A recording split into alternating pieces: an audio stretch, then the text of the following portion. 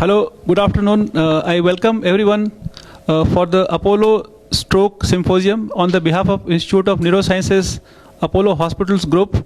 I am Dr. Sudhir Kumar, working as consultant neurologist at Apollo Hospital Jubilees in Hyderabad. And today on the occasion of World Stroke Day, which is being celebrated to raise awareness about prevention and treatment of stroke, today we have many interesting and fascinating topics to discuss. But first, let us have introduction of my two other colleagues. Hello.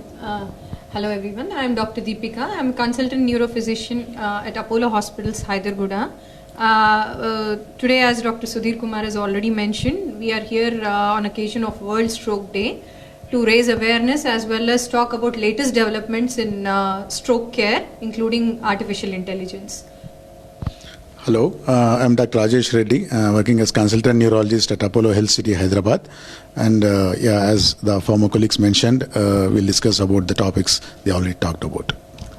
Just to kickstart the discussion, today we are going to start with one very interesting and fascinating, concept and technology which Apollo Hospitals has tied up with Medtronic to bring artificial intelligence in the management of acute ischemic stroke.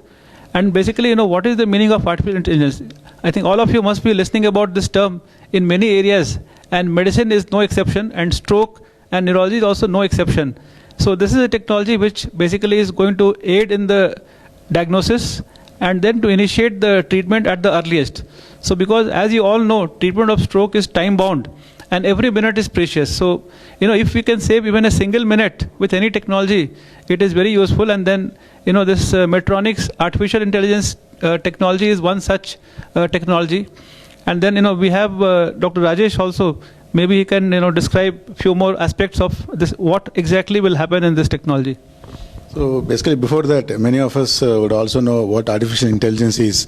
And if you see commonly what you see Siri in iPhones, or you can also have some speaker systems where you have artificial intelligence applications in that. And it obviously is a simplest form of artificial intelligence application. So what it actually is that this artificial intelligence application tries to remove whatever the human subjective component it is. See, for any material to be looked at in exact terms, you need to have pure objectivity. And by including the human in this, who reads scans or sees the patient and assess the overall situation of the patient, there's always subjective element or human element to it, which sometimes is very, very useful. But at the same time, we need to be more objective to have accurate treatment at all times. So this artificial intelligence app goes through multiple layers, making the information output being more accurate in terms of diagnosis of a particular patient based on the imaging methods, and secondly, what is the correct standard of treatment to be applied in that particular situation. So for any artificial intelligence system, and particularly more so in stroke, you have three layers. One is what is called as input layer, then you have processing layer, and then an output layer. Now, there are multiple input layers, and for this you require real raw data, like for example CT scan images, different sequences in CT scans, then you have MRI sequences, different sequences in MRIs, the latest novel imaging techniques, and sometimes in other conditions you have PET scans also included. And if you feed that information into this, AI system automatically processes it much faster than what a human can do and what healthcare professional can do, and ultimately comes out with an output which can be useful for changing the outcomes of the patient. And there are multiple ways. There are basically three kinds of artificial intelligence systems. One is obviously a superficial artificial intelligence. The second is called deep learning. In superficial intelligence, there is a technique called machine learning, where you have both where supervised machine learning, where it is supervised by a healthcare professional in this particular setting of app, and then you have unsupervised one, which are not actually approved by FDA. As of now, they are approved. The only ones which are approved are supervised machine learning, which has been used, and the prototype of which is called as Viz AI communication systems. And there are other systems like Rapid, Deep Medic, and General Electric. So there's many more, and in the last 4 to 5 years, many of them have been used in research level and different trials, and have been found to be very useful to improve the accuracy of diagnosis as well as aiding in the treatment part. Dr. Deepika, would you like to add? Yeah, Dr. Rajesh has already given in-depth introduction about what artificial intelligence is and how it will help us. The three key points which I would like to stress how it can change stroke care is, one is, as Sir said, that it removes the inter-observer bias. Like a doctor sees a CT scan in a particular way, another doctor sees it sometimes in a different way. I mean, the interpretation, inter-observer variation will be cut down significantly when the AI system is introduced. So that will definitely make, as I said, our treatment more objective. The subjectivity really comes down, and that can definitely help the outcomes. And the second thing is the pace, the speed. Basically, in stroke care, what we look, time is brain. So for every minute we lose, we'll be losing around 20 million brain cells. So the sooner we initiate the care, acute care, the better it is for the patient. So when the AI system, with this AI system, the door to needle time can be significantly, drastically be reduced, and without compromising the quality of care. There are some special situations like when the patient comes to the emergency department in the early morning hours or in the late night hours, when sometimes there might be lag in the radiologist interpreting the data reaching the neurologist due to some communication gaps. So when an AI system is in place, these communication systems will be overridden, and that will translate into better care. So yeah, so I think as you must have understood, so artificial intelligence by Medtronic, and the deal has been inked with Apollo Hospital Group across India. 10 major hospitals we have this system now. So with this, just to summarize, the number one is diagnosis, because we need to diagnose accurately ischemic stroke.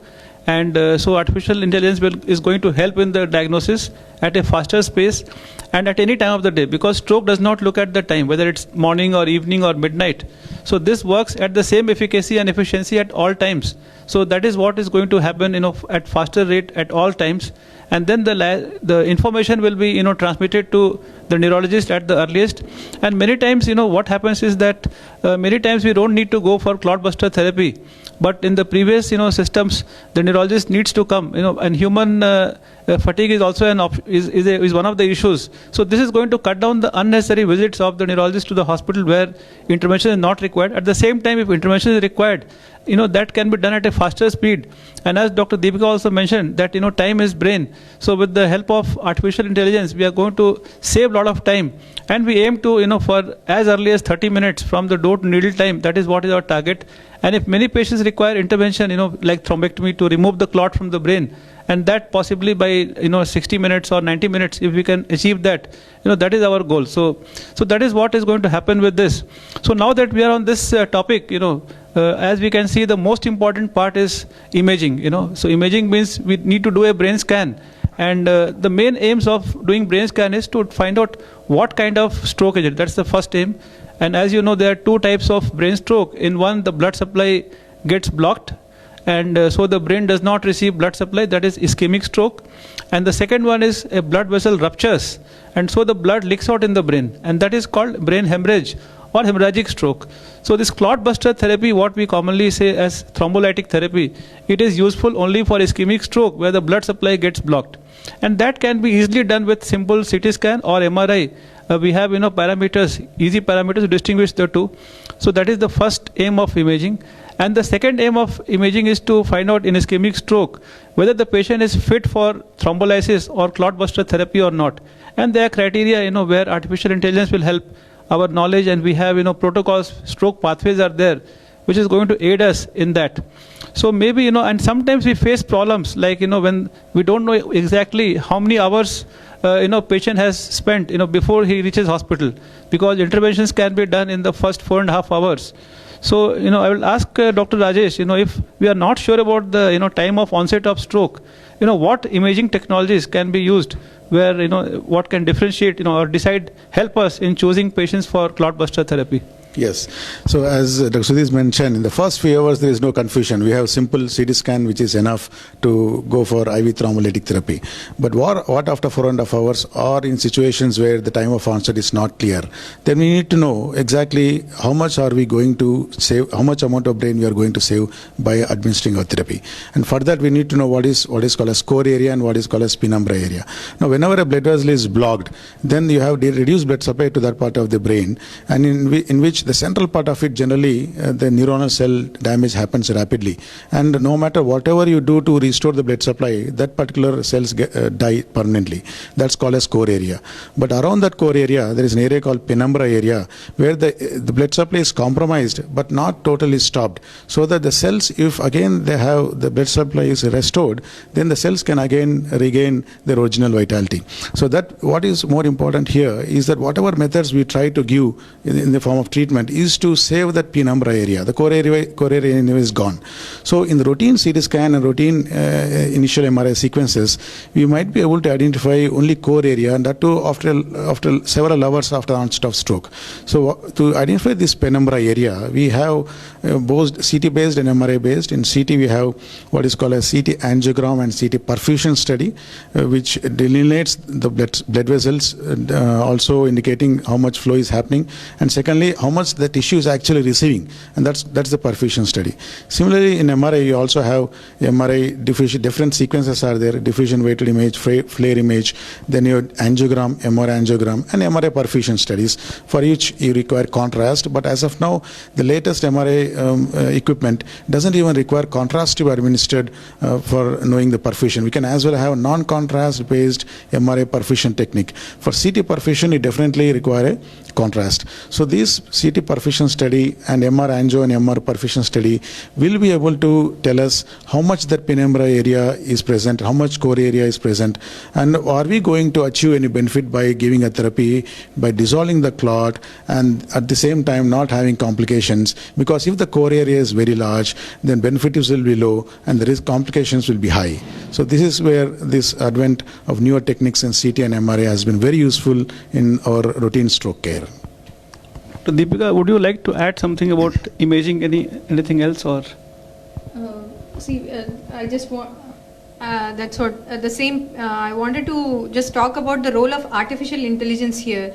Dr. Rajesh just mentioned the newer imaging modalities like CT perfusion and MR perfusion, which can be useful in wake-up strokes, strokes which are delayed presentation more than 4 hours. So as we know, we have that option of mechanical thrombectomy in that window period of 4 to 8 hours. So that is when I think the artificial intelligence might help us in picking up cases which are fit for mechanical thrombectomy also. If the data is pre-fed, where the CT perfusion is done, the moment the patient comes into the hospital setting, if the data is evaluated objectively and we can pick up candidates who are ideal candidates for mechanical thrombectomy, that is definitely translates into good stroke outcomes. That's one aspect. And the second aspect is the chances of hemorrhagic transformation is always has been our sore point when we are thrombolizing a patient. So we usually give the data, the retrospective data which have till now been collected, they say the range is from 4 to 6% chance of hemorrhagic transformation. But we never know will this patient bleed or not. So this is something which has to be more objectified. So if those scans can be, this AI can somehow pick up the chances of hemorrhagic transformation looking at the CT perfusion data, the neurologist will be more at ease in going ahead and thrombolizing the patient or shifting the patient for thrombectomy. Yeah, so I think we have covered quite a bit on the imaging aspects, and the imaging is geared towards making a confirmed diagnosis of ischemic stroke, and then whether the patient is fit for thrombolysis, that is clot buster therapy, or mechanical thrombectomy where the clot is removed directly from the blocked artery. And then, so just briefly about treatment also. So if we look at clot buster therapy, there is only one medicine which has been studied for almost 25 years, and that is, TPA, or tissue plasminogen activator, that was approved in 1995. So it's almost 25 years old. But still, unfortunately, only about 10% of patients with ischemic stroke, they are able to receive it. And there are various factors which, cause a delay. Sometimes patients can't understand that they have a stroke, and, common symptoms like facial droop or arm weakness, any slurring of speech, any imbalance. If any of these symptoms happen suddenly, it could mean a stroke, and the patient should reach the neurologist or the stroke ready hospital at the earliest. And then, so that is in the first 4.5 hours, patients should receive clot buster therapy with TPA, and that is one of the best treatments. And then, after 4.5 hours, Dr. Rajesh, would you discuss what treatment options we have in our hospitals, Apollo Hospital across the group? Yeah. So apart from IV thrombolysis initially, then we have directly, like what you do for your heart when you have a clot in the heart or narrowing of the blood vessel, you take a catheter via the femoral route and then go actually directly into the blood vessel and try to dilate or stent it. Similarly in the brain, after the first 4.5 hours, if the blood vessel is blocked, if there's a large vessel occlusion, then you can there are many ways of retrieving that clot and restoring the blood supply. One, obviously, before these mechanical thrombectomy devices came, we used to administer the same agent, which is RTPA, locally around the clot, and before that pro-urokinase was also used. And later on it has been found that by giving this RTPA, more than that, if you use a stent retriever, solitaire stent retriever, Trevor stent retriever, and there are many stent retrievers which are actually stents, but they're actually used to lodge the clot within the stent and try to remove the clot in toto. So almost 100% clot is extracted, and you can also aspirate the residual clot by a penumbra device. So there are several mechanisms and devices available now which have been widely being done throughout the world, and also in our country, and more so at our Apollo hospitals. And we have been pioneers in major cities across the country in initiating this mechanical thrombectomy procedures across our stroke patients. Dr. Deepika, would you like to add anything about acute stroke treatments?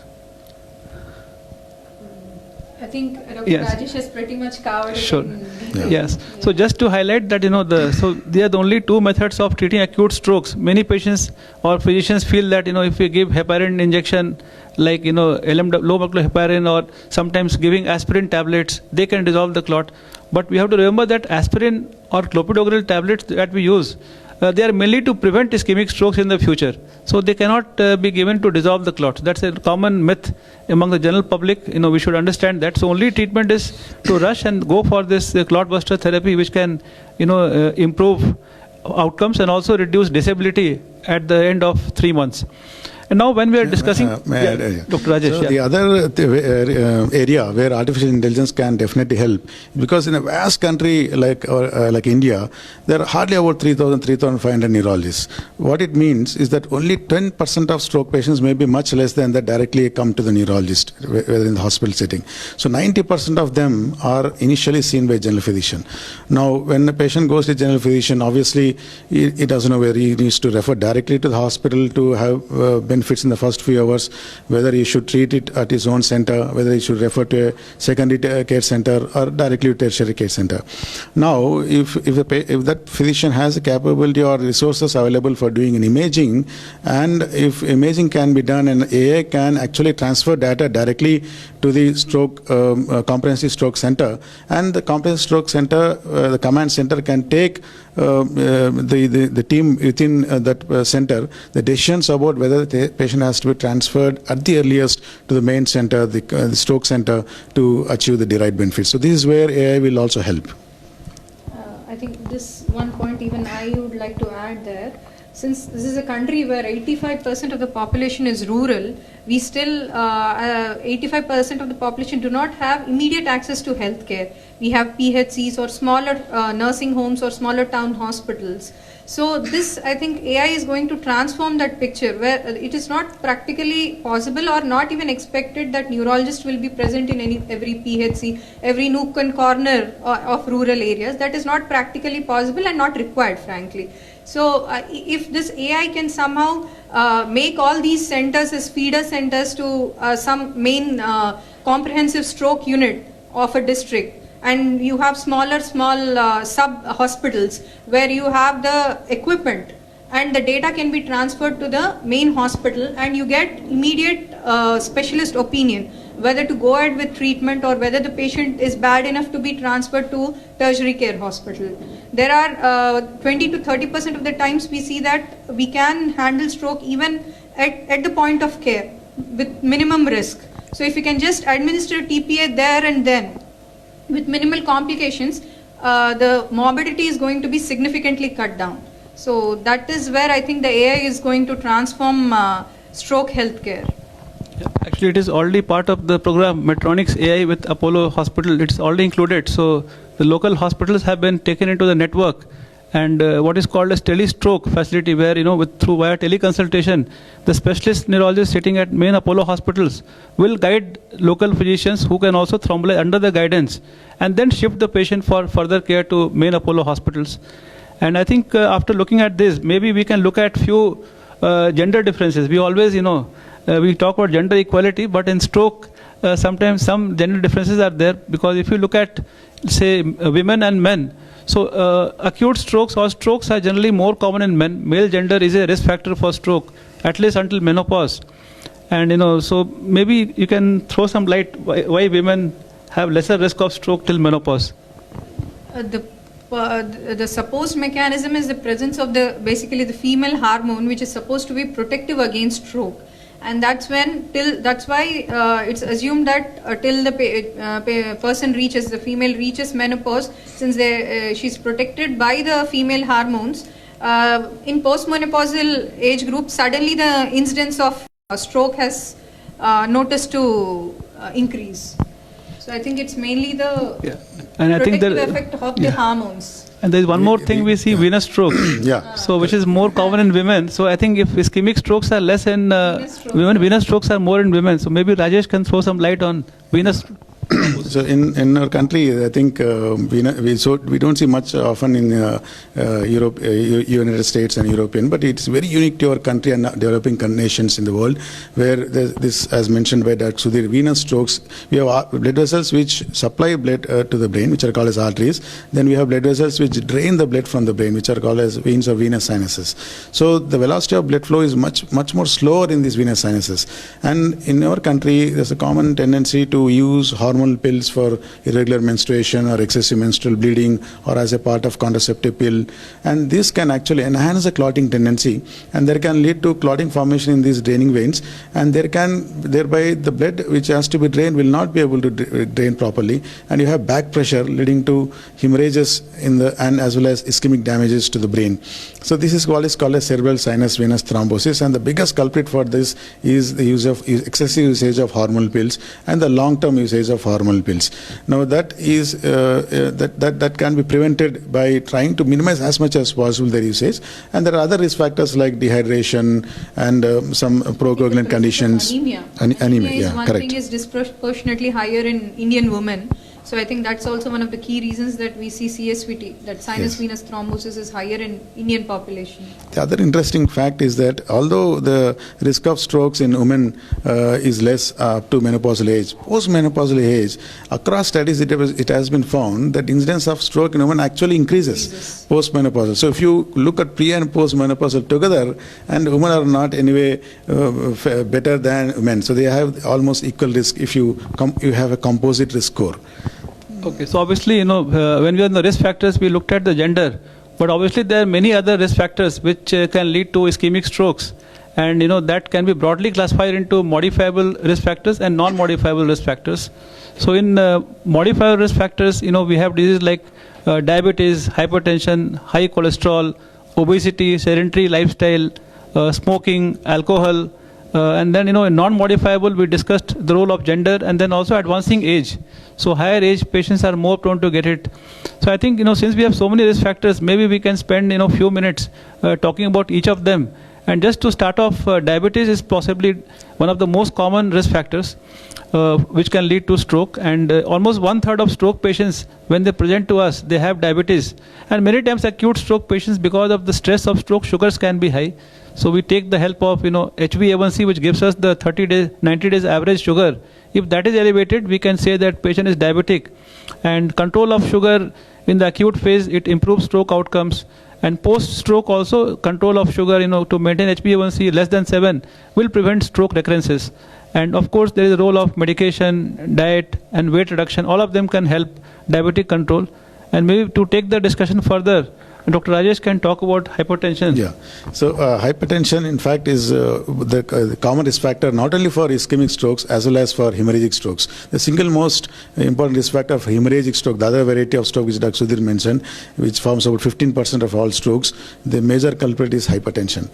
And in our country, one of the main reason for developing hypertension is, of course, apart from excessive salt intake, we also have been seeing that there's a lot of the lifestyle modifications happening over last 2 to 3 decades, where it much more into sedentary lifestyle, lack of exercises, and excessive salt intake. We see pickles on our tables in our households, even today, irrespective of any amount of counseling. Even in my home, the pickles are there despite many reminders. So that has been a habit which we need to change very soon. And secondly, with exercise, if we exercise at least for 150 minutes per week, that is 30 minutes per day, or for at least 5 days in a week, it is bound to reduce the blood pressure by about 5 mm systolic blood pressure. Now, that's significant. And secondly, what is called as DASH diet, diet rich in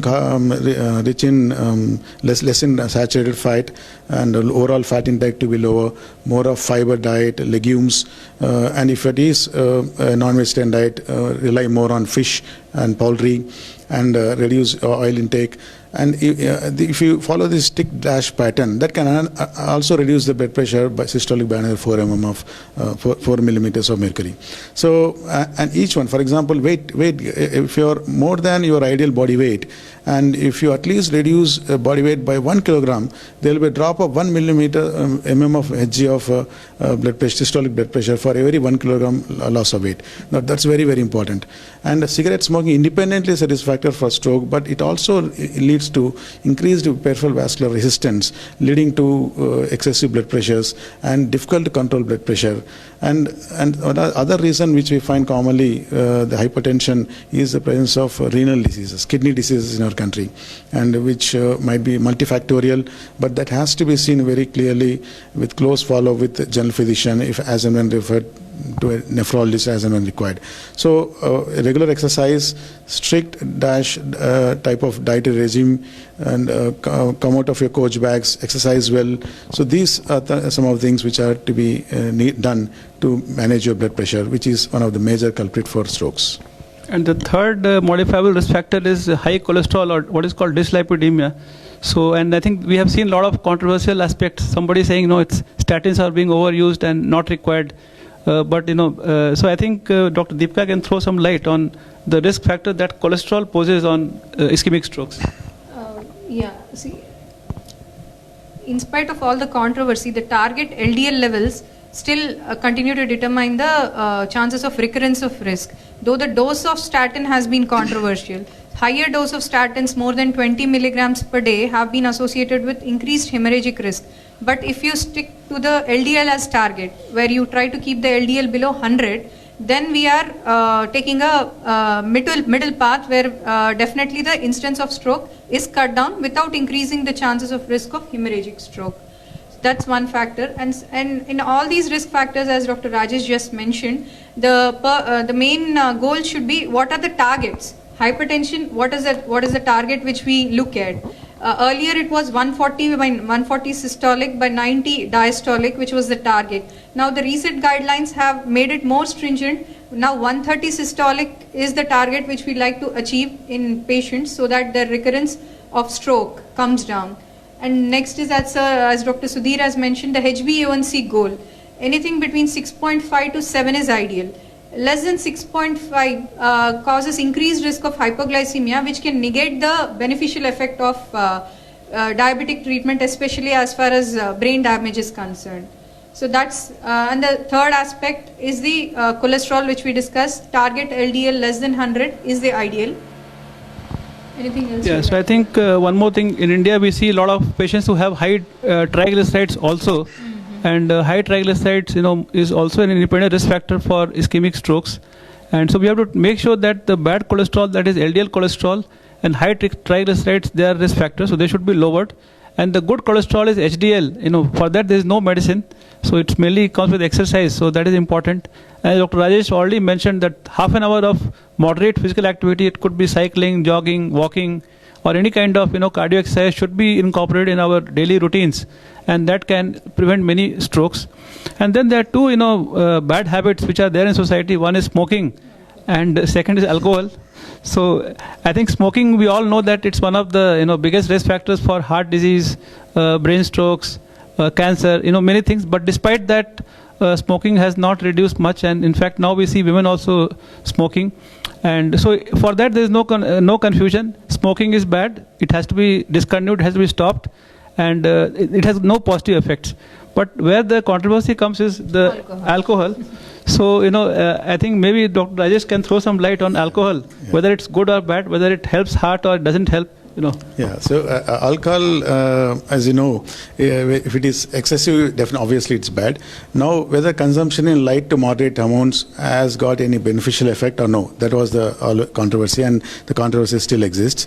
But almost 3 decades ago, some articles have clearly shown that about light to moderate intake of alcohol for about 60 ml in men and about 30 ml in women has shown beneficial effect for cardiovascular disease, for heart disease.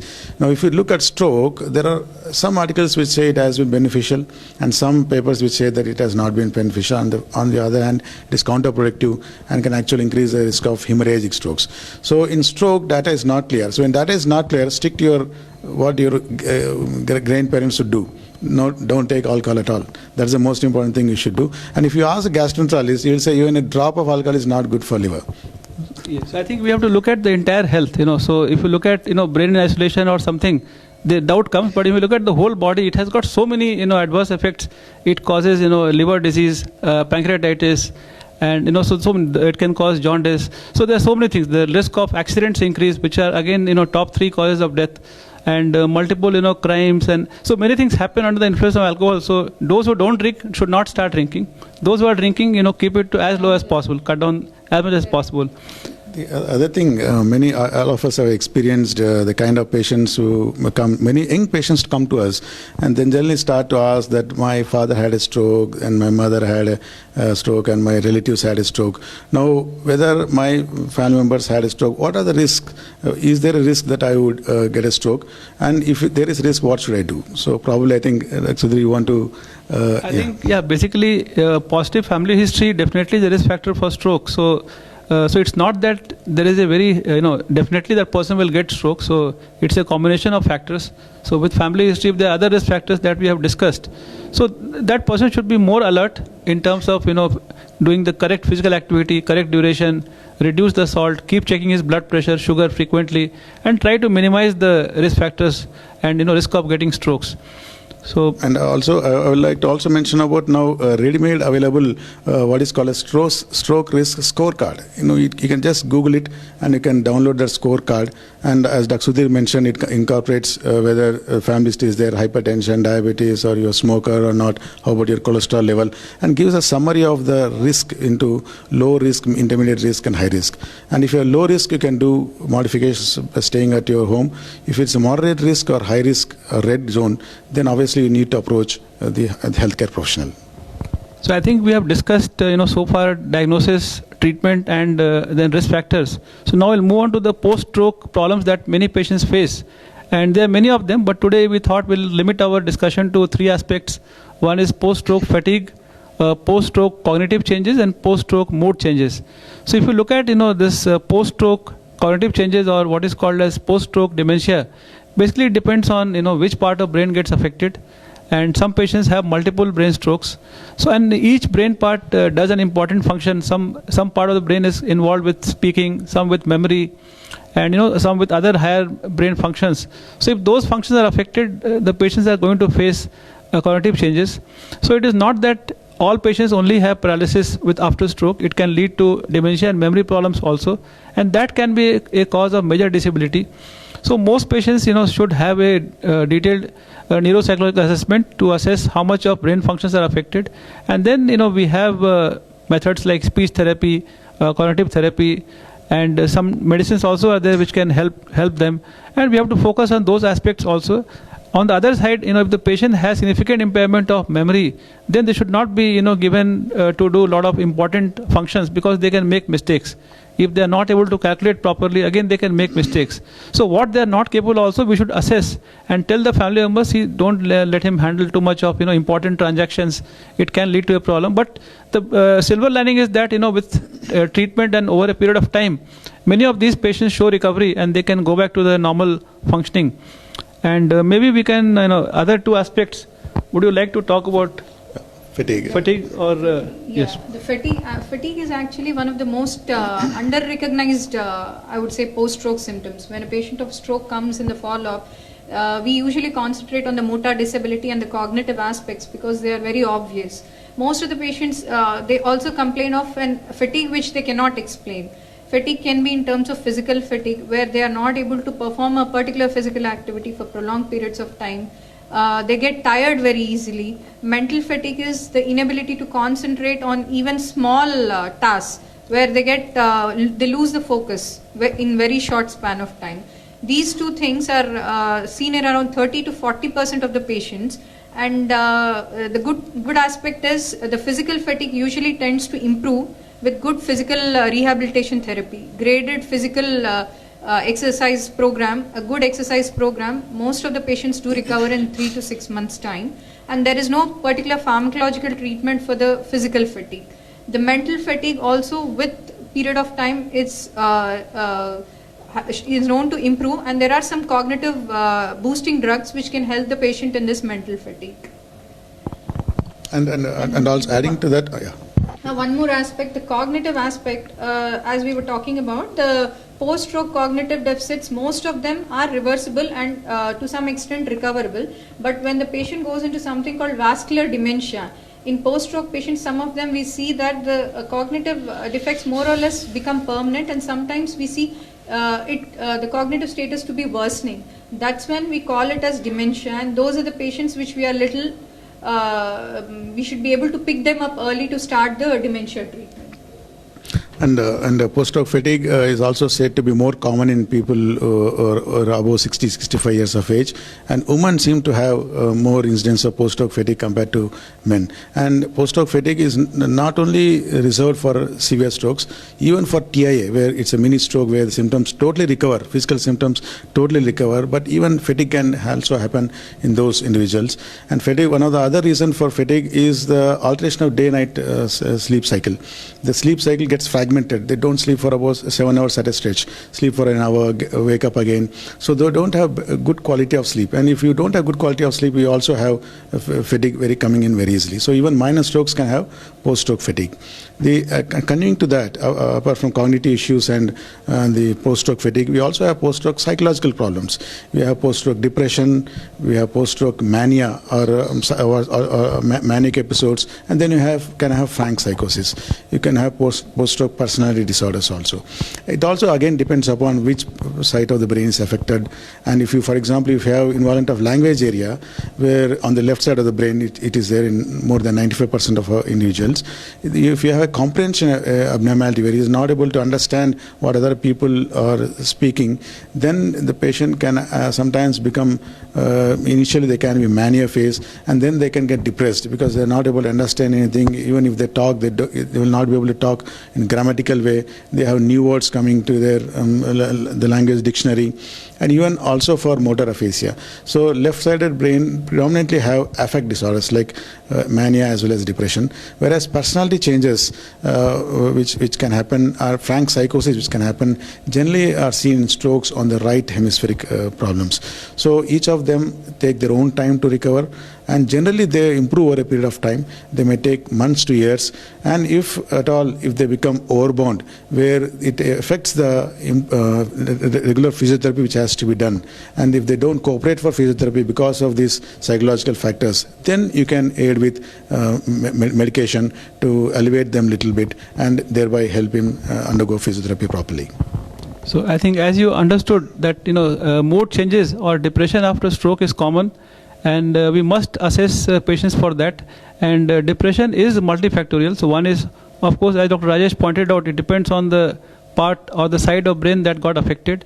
And also, when a patient has been doing totally normally well, functioning very well, and the stroke comes out of a sudden, like patient is functioning at the maximum efficiency, and then next day he is a victim and he's paralyzed. He cannot do anything. So that, puts a feeling of helplessness in the patient, that he is suddenly become dependent on family members or a caregiver, even for basic needs like going to toilet, which is very, very, it can be, humiliating for, somebody who was performing so well.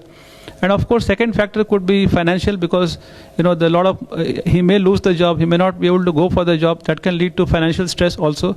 And so it's important to recognize depression and treat them, because overall quality of life is better if patient's depression also is treated. So I think now we'll go on to what is primary prevention of stroke.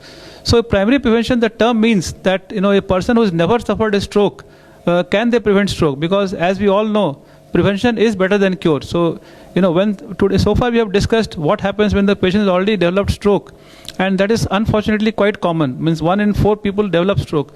So can we do something to minimize the people who come with strokes? And in that I would look at, first is of course we have to look at healthy lifestyle, which comes with a good diet, which is a balanced diet, avoiding salt intake, avoiding sugar intake, avoiding oily food, including more vegetables and fruits in the diet, including fish in the diet. So these things are all well known and proven. And second part is about exercise, which we all have to do. There is no shortcut. Many people say, give us a pill, and then can we take a pill and prevent stroke? So maybe Dr. Rajesh can throw some light whether any pills can be used or any other methods for primary prevention of stroke. Yeah. So apart from the regular precautions which can be taken for risk factor modification, obviously when they alone, if they don't work, obviously you can you'll have to use medications. For example, the blood pressure is beyond the reasonable threshold. Despite all necessary dietary and exercise precautions, obviously you need to use medicines for that. Similarly for diabetes. So apart from that, many people ask a question whether we're using a small dose of blood thinner would reasonably help us in preventing a stroke. And this is common in those group of individuals who had one of their family members suffering from stroke or a heart attack. So now this low dose aspirin can be forgotten in terms of stroke, because it has no value. In fact, it can put a risk of having a bleed either in your gums or in urine, or sometimes even in the brain, leading to a catastrophic event. So low dose blood thinner, that aspirin, is not recommended for primary prevention of stroke. Of course, cardiologists, our colleagues, they have in less than 60 years. Yeah. That's when the confusion all starts. Exactly. Because aspirin is known to have primary preventive effect, especially cardiac wise. So that's when the patient tends to ask whether this pill also protects us from stroke. In fact, it has been a Herculean task for all of us neurologists to actually tell the general population that stroke is actually brain stroke. So even on today, many people, if I pronounce a stroke, they think it is a heart attack. In fact, brain stroke world over, the common terminology, this is used for brain attack or brain stroke. So I think we have discussed a lot of things about stroke prevention, treatment, diagnosis, and then we want to hear about some success stories of stroke survivors, because even if somebody gets a stroke, it's not lost. Not everything is lost. There is hope. We have good treatments, good physiotherapy, good rehabilitation setup, and with that, many patients do get better.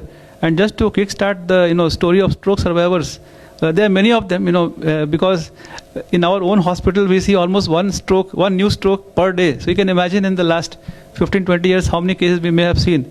It's not a pride moment for us. We want the numbers to go down, and that's why we discussed primary prevention techniques also. But so one of the women I remember, she was office assistant, and so she got a stroke where she had a right hand and leg was paralyzed, and she also had mild impairment of her speech. And it was quite severe. So, and unfortunately, she had a husband who was a drunkard. He could not look after her. So, in the initial period, her son, looked after her. She was treated under our care. And at the end of, say, a week or so, she had improved, but she still had significant weakness. And then she lost her job, and because she was not fit for the job. So, but then she did not lose hope. With our good physiotherapists and speech therapists, she continued to improve. Then after, I had almost forgotten about her. Then after about 3 months, she visited my OPD and said, "Doctor, I feel that I am fit, but my office is not taking me back. And unfortunately, my husband is not supporting, and son also had got married and he had moved to another city. So she said, I only need one help from you. If you can certify that I am fit for the job." So I inquired what kind of job she was doing.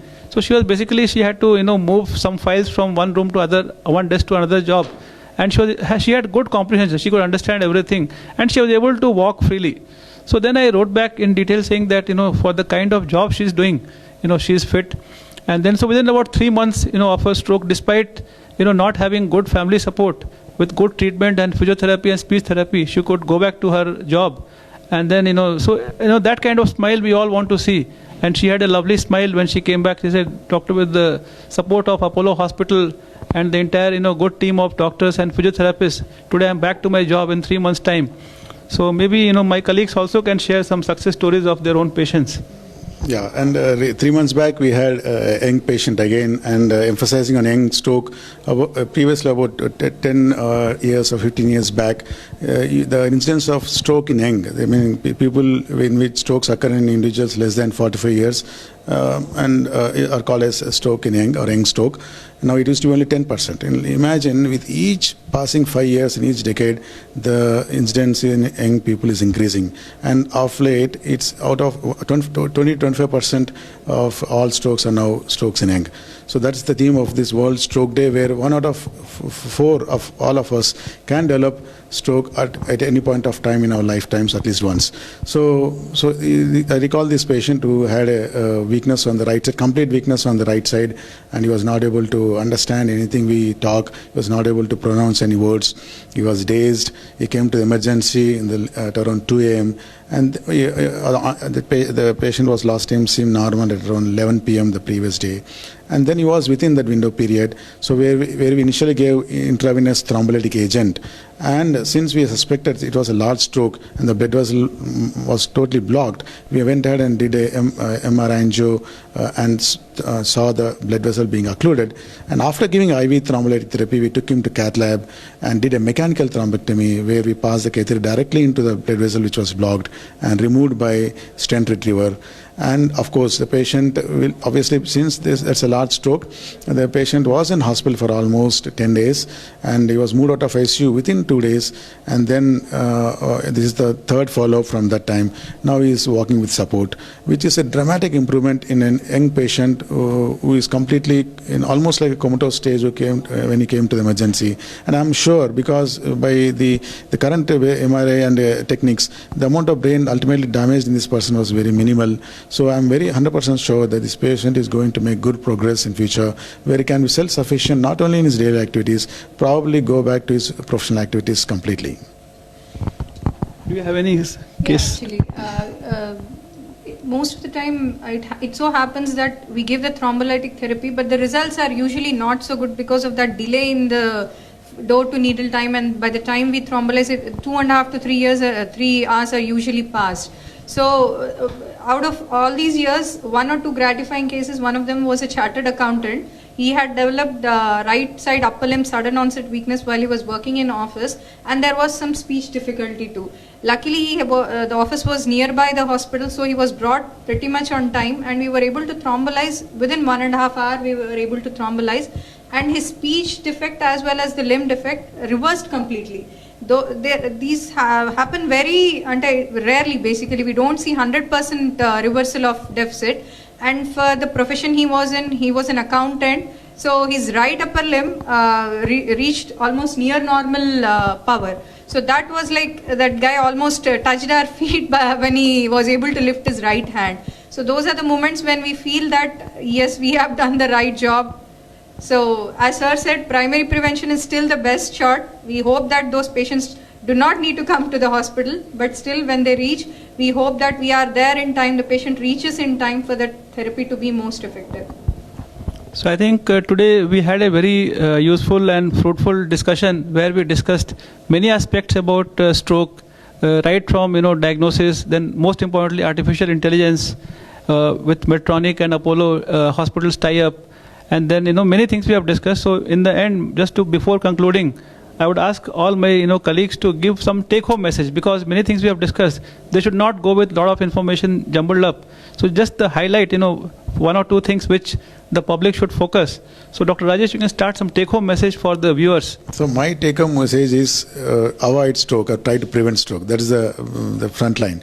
So because the risk of developing stroke is 1 out of 4 of all of us. So I think exercise well, eat healthy diet, and try to not to remain sedentary, and of course along with that reduce your stress levels. Stress has been again very reasonably high risk factor level, so reduce the stress levels. So this is what I would say. So that's what. Deepika, your take home message for the viewers. That will be what Dr. Rajesh has said. It will stand uniformly. First try to prevent the stroke, next will be identify it first correctly, whether it is stroke or not. Basically, identification is the main problem. We usually use that common cold FAS, where the face, facial deviation, arm weakness and speech defect should be identified as stroke, and the patient should be brought to hospital within time, that is as soon as possible. So that will be the second take home message, I would say. Yeah, so I think, and my take-home message will be that, remain positive, because, many times we see, the stroke disease is same, the doctor is same, medicines also used as same. So there are no variables, but one patient recovers and the second one doesn't recover well. So there, what I find is that those patients who have a positive frame of mind, positive outlook, they feel that they are going to recover. Even the most severe weakness, it gets better. And I would like to also highlight what the role of family support. This is not a lonely fight. Patient cannot fight on his own. So those who have good family members, supportive family members, definitely they do better, and we have seen many examples of that. So it's the one stroke affects the entire family. So to overcome and to come out of that problem, the entire family support is essential. And I think before we close, I would like to highlight that Apollo Hospital chain. Our Institute of Neurosciences, all the major Apollo hospitals have dedicated stroke units and stroke teams, and we have the entire facilities to accurately diagnose strokes, right from CT scan, MRI scan to diffusion, perfusion scan, and state-of-the-art cath labs where this thrombectomy also procedures can be done. And then now with this integration of artificial intelligence through Medtronic with Apollo Hospital, we are going to save time and also save a lot of lives. And so, if anyone, we hope that, as we all emphasize that we should prevent stroke, but if someone unfortunately suffers from stroke, you can rely on our hospital, our departments across India, and you can, reach out to the nearest Apollo hospital, dial in the emergency number 1066, and right from pre-hospital care to the hospital care, all will be provided. And not to forget our rehabilitation units, which are there, which play an important role in recovery of stroke patients, right from physiotherapy to speech therapy. And I think with these few words, we would close the session. And thank you, viewers. Thank you, everyone.